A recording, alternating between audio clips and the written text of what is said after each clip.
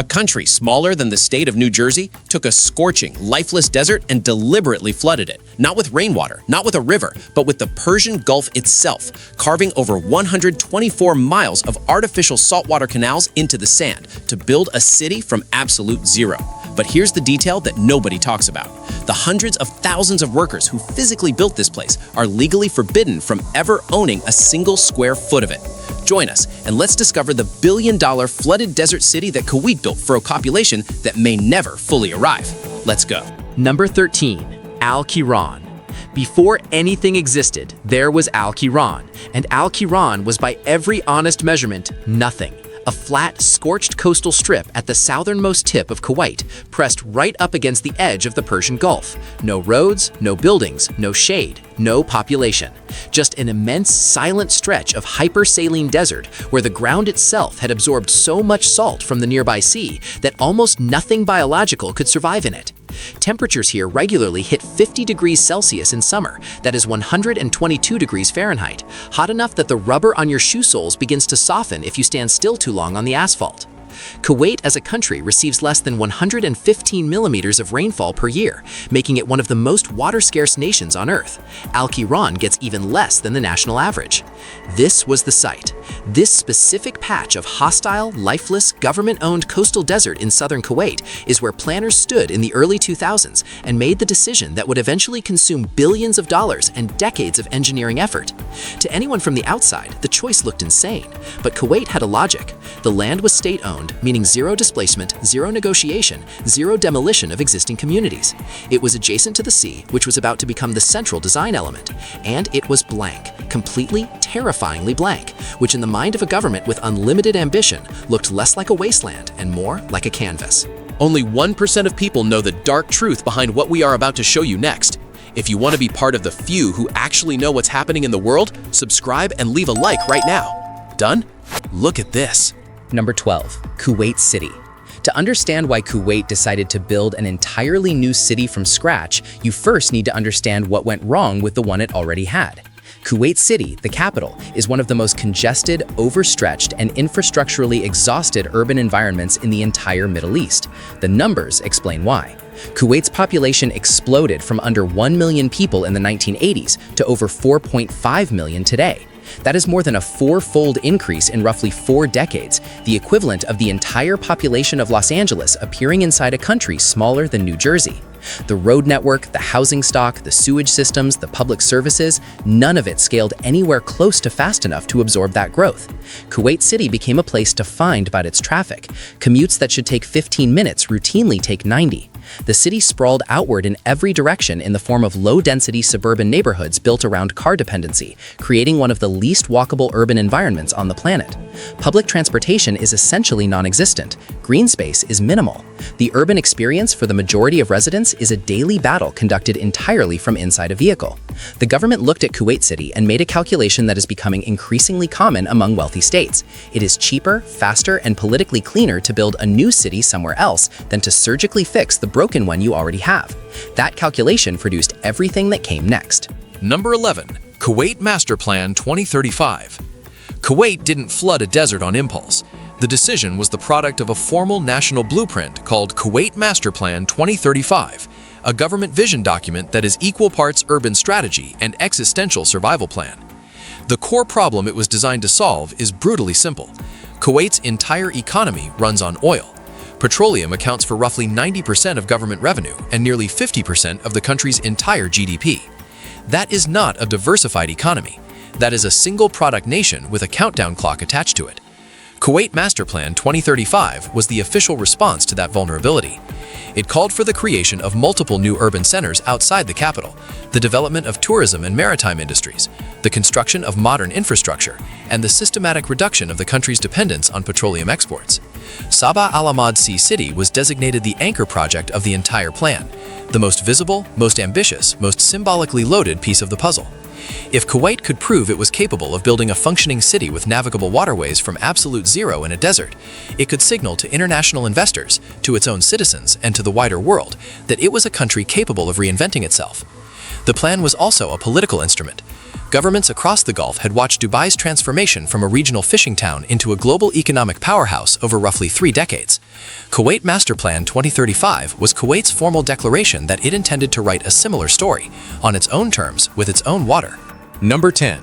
Palm Jumeirah. Every conversation about Sabah Al Ahmad Sea City eventually arrives at the same comparison point, Palm Jumeirah. The famous artificial palm-shaped island off the coast of Dubai is the most recognized man-made landmass on Earth. It appears on satellite images. It has its own monorail. It hosts some of the most expensive real estate on the planet. And it is, almost universally, the benchmark against which all Middle Eastern megaprojects are measured. Here is the number that reframes everything. Palm Jumeirah covers approximately 5 square kilometers of reclaimed sea surface. Sabah Al Ahmad Sea City covers 60 square kilometers of converted desert, making it 12 times larger than the most famous artificial development in the world. 12 times! Yet Palm Jumeirah has a global brand, appears in every travel magazine, and is recognized by people who couldn't locate Kuwait on a map. Sabah Al Ahmad Sea City is almost completely unknown outside the region. The comparison reveals something important about how megaprojects achieve international visibility and how they don't. Dubai built its brand through relentless marketing, luxury positioning, and the strategic cultivation of international media. Kuwait, by contrast, built quietly. The engineers worked, the canals filled, the villas went up, and almost nobody outside the Gulf noticed. Palm Jumeirah also highlights a technical distinction. Dubai built land on top of water. Kuwait cut water into land. The engineering logic is essentially the reverse, and arguably more complex. Number 9. Kuwait Investment Authority. The question that nobody asks loudly enough about Sabah Al Ahmad Sea City is the most obvious one. Where did the money actually come from? The answer is an institution that most people have never heard of, despite the fact that it is one of the most powerful financial entities on the planet. The Kuwait Investment Authority, the KIA, was founded in 1953, before Kuwait was even a fully independent nation. It is the world's oldest sovereign wealth fund. Think of a sovereign wealth fund like this. Imagine your government took every dollar it earned from selling oil for 70 years and instead of spending all of it, invested a massive portion into stocks, real estate, infrastructure, and private companies across every continent on Earth. Then imagine that portfolio grew, compounded, and now sits at an estimated value of over $700 billion. That is the KIA. $700 billion is more than the entire annual economic output of most countries in the world. It is more than the combined net worth of the 20 wealthiest individuals alive. The KIA is what gave Kuwait the ability to treat a multi-billion-dollar desert city as a manageable national investment rather than a financial catastrophe. The exact total cost of Sabah Al Ahmad Sea City has never been officially disclosed, which is itself a telling detail about how Gulf governments handle transparency around megaprojects. Independent analysts estimate the full project cost in the tens of billions of dollars. For the KIA, that is a line item. For any other country on Earth, it would be a generational debt. Number 8. Azur Desalination Plant. Here is one of the great physical ironies of building a water city in a desert. You can be completely surrounded by water and still be dying of thirst. Every canal in Sabah Al Ahmad Sea City is filled with salt water pulled directly from the Persian Gulf. The ground beneath the city is hypersaline. There are no rivers, no lakes, no aquifers of usable fresh water anywhere in Kuwait. Every single drop of drinking water that flows from a tap inside this city had to be manufactured. That process runs through facilities like the Azur Desalination Plant, one of Kuwait's major seawater treatment installations, part of the national infrastructure that makes habitation in this country physically possible. Desalination works by forcing seawater through membranes under extreme pressure, or by heating it until the water evaporates and then collecting the pure condensation, leaving the salt behind. It is enormously energy intensive. Running a desalination plant continuously is like running a small industrial factory around the clock every day of the year just to produce something that falls freely from the sky almost everywhere else on Earth. Kuwait is one of the most desalination-dependent countries in the world, producing nearly 100% of its national freshwater supply this way. For Sabah Al Ahmed Sea City specifically, an entire underground freshwater distribution network, pipes, pumping stations, storage tanks, treatment nodes, had to be constructed from scratch beneath the desert floor before a single family could safely turn on a faucet. The city's water is engineered from the ground up in every literal sense. Number 7. Marina Mall, Kuwait. A city without places to go is not a city, it is a housing complex. And for years, that is almost exactly what Sabah Al Ahmed Sea City was, an architecturally impressive housing complex surrounded by blue water and absolutely nothing else functional. The early residents who moved in between 2015 and 2018 describe an experience that sounds genuinely disorienting. Beautiful villas on turquoise canals, wide, clean streets, and nowhere to buy a bottle of water within a reasonable distance. The nearest major commercial hub was Marina Mall, Kuwait, one of the country's largest shopping and entertainment complexes, located in Kuwait City, roughly 100 kilometers to the north. That is not a quick errand. That is a 90-minute round trip for groceries. This gap between physical construction and commercial reality is one of the most consistent and brutal failure modes of planned cities globally. Governments and developers build the residential infrastructure first because it is the most visible, most photographable, most politically presentable output. Then they assume that retail, services, and community amenities will follow organically once enough people move in. Sometimes they do. Often they don't. At least not for years, sometimes decades. In Sabah Al Ahmed Sea City, the government eventually recognized the problem and began actively incentivizing commercial development inside the city boundaries.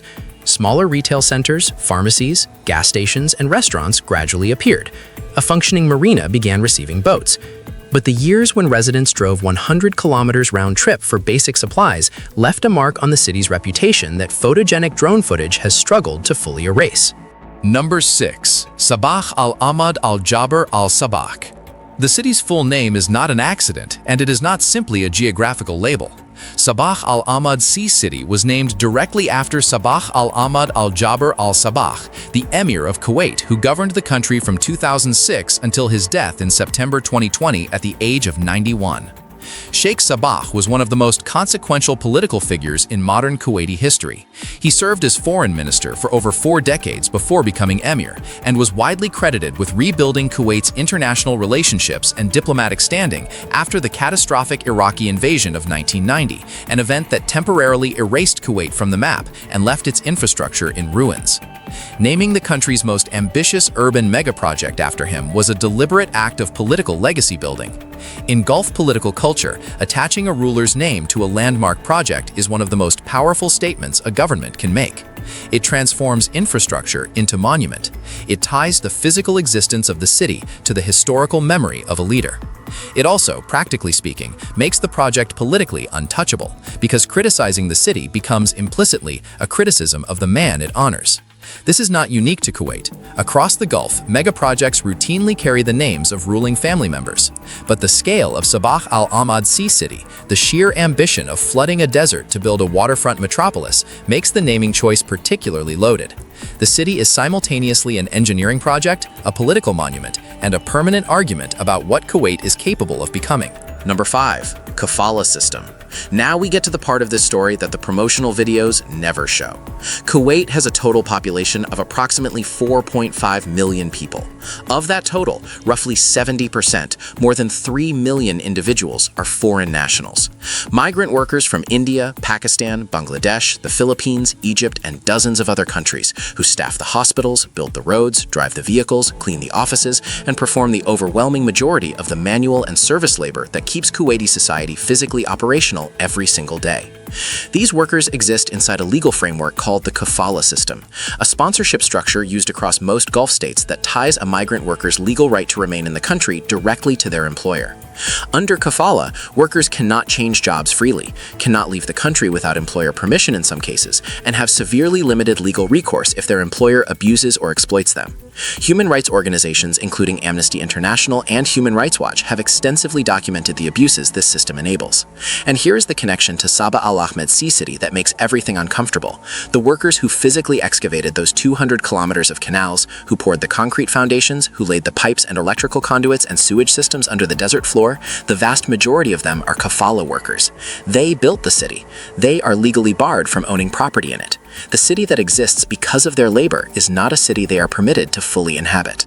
Number 4. Al-Quran mangroves. When you flood a desert with saltwater canals, you don't just build something, you also destroy something. And what was destroyed in the Al-Quran region before and during the construction of Sabah al-Ahmad Sea City rarely appears in the project's official narrative. The coastal zone of Al-Quran was not biologically empty before construction began. It contained stretches of tidal mudflat, shallow marine habitat, and critically, mangrove communities. Mangroves are among the most ecologically valuable ecosystems on the planet. They function simultaneously as carbon sinks, absorbing and storing atmospheric CO2 at rates several times higher than terrestrial forests. They serve as nurseries for juvenile fish, providing shelter for species that are commercially vital to regional fisheries. They act as natural storm barriers, absorbing wave energy and protecting coastlines from erosion, and they are extraordinarily difficult to restore once destroyed. The construction of Sabah al-Ahmad Sea City physically eliminated portions of the Al-Quran mangrove habitat.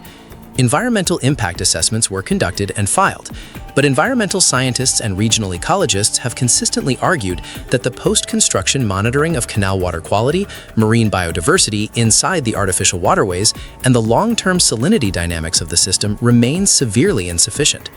The canals themselves present a permanent ecological management challenge. In a desert environment with extreme evaporation rates, enclosed saltwater systems gradually hypersalinize, becoming saltier than the open ocean, which creates conditions hostile to most marine life and corrosive to infrastructure. Number 3. Neom. Sabah al-Ahmad Sea City was audacious. What Saudi Arabia is currently building makes it look conservative. Neom is a 26,500 square kilometer mega region being constructed in the Tabuk province of northwestern Saudi Arabia, an area of desert and coastline that is right now being transformed at a scale that has no precedent in human history. The centerpiece of Neom is a project called The Line, a 170-kilometer-long linear city enclosed within 2 parallel mirrored facades, each wall standing 500 meters tall and 200 meters wide, stretching in a straight line across the desert like a scar visible from space. The line is designed to house 9 million people with 0 cars, 0 streets at ground level, and 0 carbon emissions. All transportation would run through a high-speed underground rail system. All energy would come from renewable sources. The entire structure would be climate-controlled. The projected cost, $500 billion. Critics, including urban planners, engineers, and economists, have described the line as physically impossible, logistically catastrophic, and potentially the most expensive vanity project in human history. Proponents argue it represents the only rational response to 21st century urbanization pressures. What both sides agree on is that Neom is the direct ideological descendant of projects like Sabah al-Ahmad Sea City. The same core belief that a government with enough money and enough empty desert can simply decide to manufacture a city, fill it with people, and call it progress. Whether that belief is visionary or delusional remains the defining urban question of this era. Number 2. Masdar City. If Neom represents the most extreme version of the desert city fantasy, Masdar City represents what happens when that fantasy collides with reality. Masdar City is a planned urban development located on the outskirts of Abu Dhabi in the United Arab Emirates, conceived in 2008 as the world's first zero-carbon, zero-waste city. The vision was extraordinary, a fully sustainable urban community housing 50,000 residents and 40,000 daily commuters, powered entirely by solar energy, with no private cars, no carbon emissions, and no landfill waste. The budget was set at $22 billion. Construction began. The world watched. 15 years later, Masdar City houses approximately 300 people. The carbon-neutral transport system, a network of autonomous electric pods running on tracks beneath the city, was partially dismantled because it didn't function at scale. The 50,000 resident target has been quietly abandoned. The city is now repositioned as a research hub and technology campus rather than a residential community. It is architecturally interesting, technologically innovative, and essentially empty as a living urban environment. Masdar City is the clearest existing proof that the hardest problem in building a city from scratch is not engineering, it is not funding, it is not technology. It is the fundamental, stubbornly human question of why people would choose to live there and what happens when they don't. Sabah al-Ahmad Sea City is watching Masdar's lesson play out in real time and hoping it ends differently. Number 1. Sabah al-Ahmad Sea City.